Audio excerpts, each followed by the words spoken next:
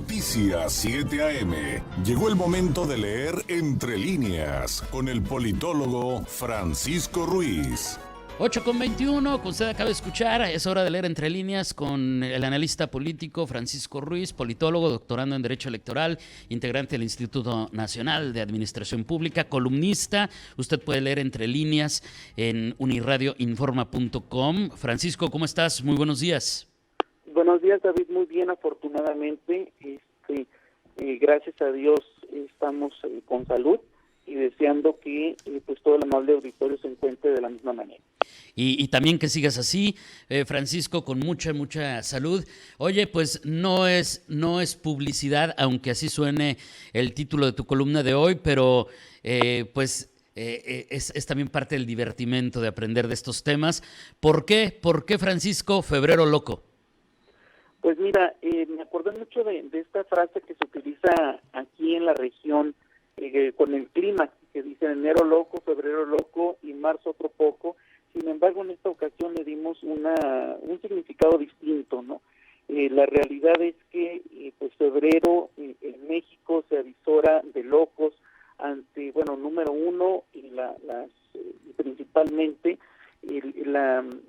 el reinicio de las actividades legislativas en nuestro país, que bueno, pues representan los nuevos intentos del poder, del partido oficial, lo que quise decir, del partido oficial, en torno a las iniciativas que van a presentar. Por lo menos eso fue lo que ya pues nos dio a conocer la senadora y ex secretaria de gobierno Olga Sánchez Cordero, que por cierto salió muy tiktokera. La vimos ya en esta plataforma dando a conocer pues precisamente las intenciones que tienen de promover la agenda del presidente, que según lo que ella misma declaró en este video, pues no solo es la reforma eléctrica, sino pretenden hacer cambios a la Guardia Nacional, también una reforma electoral, según señaló también la senadora. Buscan la regulación de la marihuana, hacer reformas a la ley del notariado y a la ley de migración, aunque por ahí ella comentó que era inmigración, cuando realmente pues la ley recibe el nombre de migración, ¿no? Entre otros cambios. Entonces se avisora una agenda legislativa bastante activa. No solo es alrededor de este parlamento abierto, como le han denominado, a los foros para analizar la reforma eléctrica que propone el presidente López Obrador, y que por cierto pues no han para nada le han gustado a nuestros socios comerciales estadounidenses, en virtud de que pues por más de que intentaron disimular, por más de que intentaron disfrazar en las diferentes declaraciones oficiales, tanto el presidente, los secretarios, algunos legisladores que se entrevistaron con la secretaria de Energía de Estados Unidos, la realidad es que las declaraciones que hicieron a través de la cuenta oficial de la Embajada de Estados Unidos en México fueron muy claras, fueron muy contundentes, donde pues dicen: transmitimos expresamente las preocupaciones reales de la administración Biden-Harris sobre el potencial impacto negativo de las reformas energéticas propuestas por México. Se refieren, por supuesto, a la energía eléctrica y a la preocupación que ellos tienen. ¿Por qué? Porque estemos de acuerdo o no, nos guste o no, estemos en ese ánimo o en algún otro tipo de ideología, la realidad es que México tiene compromisos internacionales que asumió de manera voluntaria desde hace ya varios años, y por tanto debe de apegarse y dar un estricto cumplimiento precisamente a estos compromisos que ya ha suscrito. Y bueno, parte de ellos se verían afectados con esta iniciativa del presidente López Obrador, además que pues honestamente me parece un tanto retrógrada desde mi muy personal punto de vista, ¿no? Y bueno, pues aprovechando también que estamos iniciando y que el próximo 5 de febrero habremos de cumplir ya 105 años con la Constitución que actualmente nos rige. Claro. me permití compartir ahí un esbozo acerca de pues algunos detalles acerca de cuando tanto se organizó lo que fue el Congreso Constituyente como la promulgación y la entrada en vigor de nuestra Carta Magna. Sin duda, temas bien importantes que, pues, en tanto al conocimiento que tengamos de ello, pues también nos permite entender lo que hoy por hoy sucede, porque finalmente funciona la política, las administraciones públicas, hasta los partidos. Finalmente funcionan como funcionan y es parte medular de los estudios de los politólogos, Francisco. Hablar de la Constitución, pues a lo que quiero llegar, hablar de la Constitución en nuestro país no es cosa menor, es hablar del documento que rige nuestra vida en común en prácticamente todos los ámbitos. Así es, tenemos que recordar que es la ley suprema, es aquella que es el eje que va a regular la conducta de los mexicanos, no solo de manera individual, sino de manera colectiva, ¿no? Es interesante ver los cambios, por ahí podemos observar, por ejemplo, cómo hay cambios positivos, por supuesto, como el hecho de que los ciudadanos los mexicanos adquieran el carácter de ciudadanos, ya no con las características que se exigían en el 17, que eran que únicamente los varones y varones solteros adquirían la ciudadanía a los 21 años y los varones casados a los 18. Se cambia esto, ahora es hombres y mujeres a partir de los 18 años. Eso por supuesto que es un gran adelanto. Sin embargo, sí me preguntaría qué tan realmente aplicable o qué tan simbólica ya es la Constitución en virtud de los más 800 cambios que le han hecho, y que de 136 artículos únicamente 21 se encuentran intocados.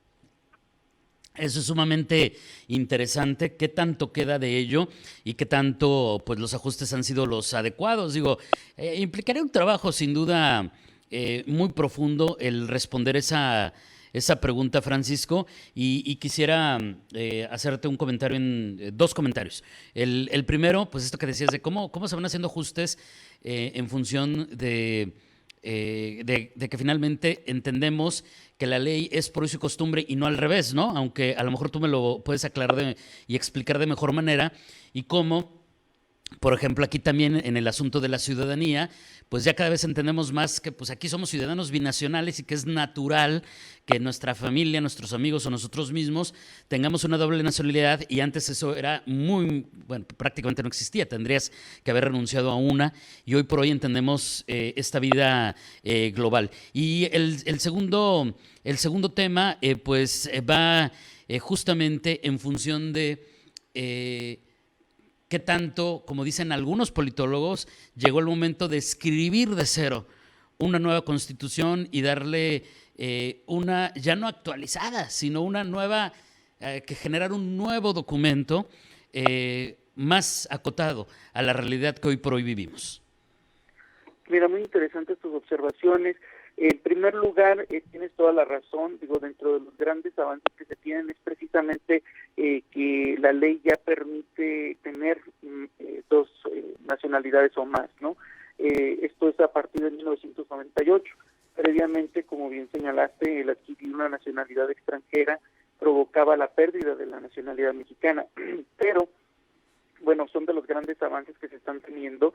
Los usos y costumbres son fuente de derecho, provocan la reforma, la adecuación del marco legal que nos rige, sin duda alguna.